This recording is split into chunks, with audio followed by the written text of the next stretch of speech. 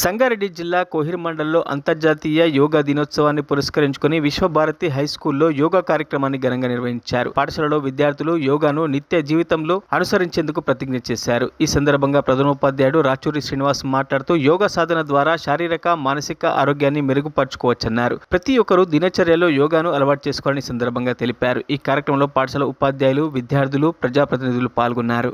8 అంగాలుగా చెప్పడం జరిగింది. ఆయన రాసినటువంటి ఒక గ్రంథంలో ఆయన ఒక్కొక్క ఆసనం గురించి ఒక్కొక్క విధంగా రాయడం జరిగిందనమాట. సూర్య నమస్కారము, తర్వాత పద్మాసనము, ఇట్లా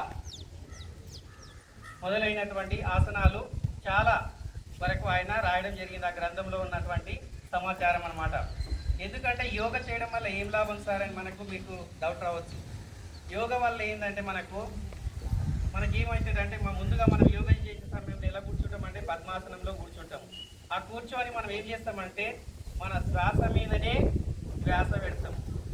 శ్వాస మీదనే ధ్యాస అంటే మన మనస్సునంతా కూడా మనం ఏం చేసుకుంటామంటే మన ఆధీనంలోకి తెచ్చుకుంటాం. మన కంట్రోల్లో మన మనస్సు ఉంటుందన్నమాట కదా. అప్పుడు ఏమవుతుందంటే మనము ఏదైనా ఆలోచన కానివ్వండి, వేరే వేరే చెడు ఆలోచనలు కూడా దూరం చేసుకోవడానికి ఆస్కారం ఉందన్నమాట. కాబట్టి యోగా వల్ల చాలా ఉపయోగాలు ఉన్నాయి. 1 కాదు 2 కాదు, చెప్పాలంటే చాలా. మనకు సర్వరోగ నివారిణి. యోగా వల్ల లాభం ఏంటి? మరిన్ని అప్డేట్స్ కోసం మా ఛానల్ని సబ్స్క్రైబ్ చేయండి.